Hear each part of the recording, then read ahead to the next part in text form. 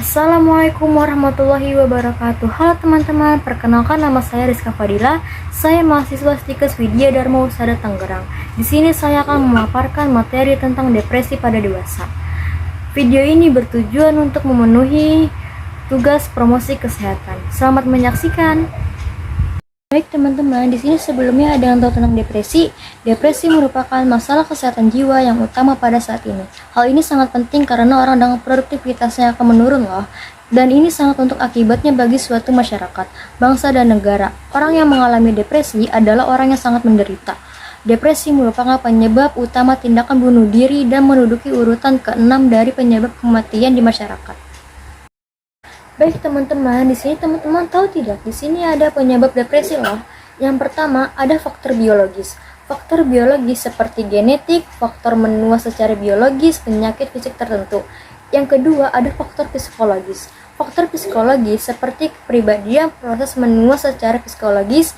Pada kepribadian introvert akan berusaha mewujudkan tuntutan dari dalam dirinya dan keyakinannya. Sedangkan kepribadian ekstrovertnya itu membentuk keseimbangan diri menyesuaikan keinginan-keinginan dari orang lain atau karena tekanan beban psikis. Dampak pembelajaran perilaku terhadap suatu situasi sosial. Yang ketiga, itu ada faktor sosial lingkungan.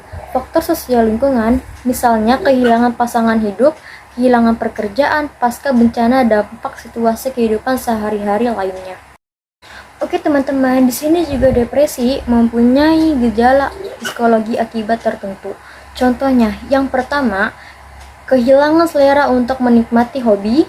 Yang kedua, merasa bersedih selama berkepanjangan. Yang ketiga, mudah merasa cemas. Yang keempat, merasa hidup tidak ada harapan. Yang kelima, mudah menangis. Yang keenam, merasa sangat bersalah. Yang ketujuh, tidak percaya diri. Yang kedelapan, menjadi sangat sensitif atau mudah marah terhadap orang di sekitar. Yang kesembilan, tidak ada motivasi untuk melakukan apapun. Yang kesepuluh, resiko kekerasan dari bunuh diri. Dan di sini juga terdapat gejala fisik akibat depresi. Yang pertama, badan selalu merasa lelah. Yang kedua, gangguan pada pola tidur. Yang ketiga, merasakan berbagai rasa sakit. Yang keempat, tidak berselera untuk melakukan hubungan seksual.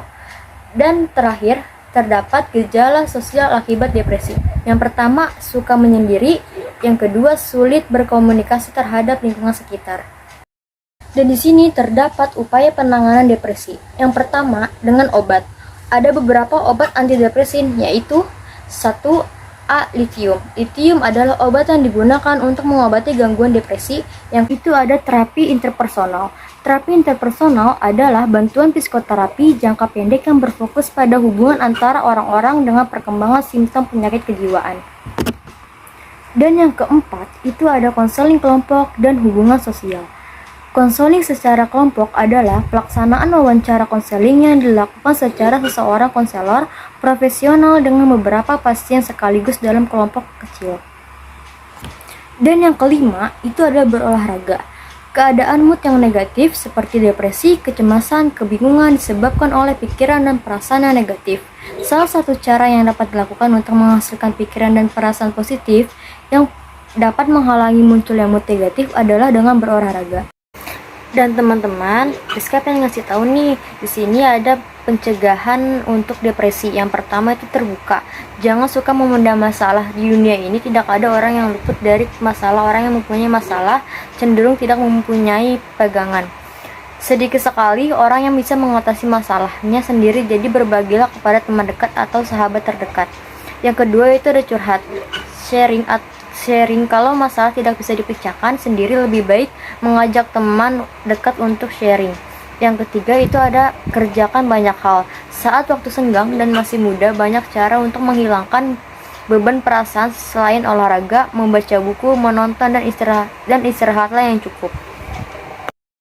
Sekian materi yang saya sampaikan, kurang lebihnya mohon maaf. Assalamualaikum warahmatullahi wabarakatuh.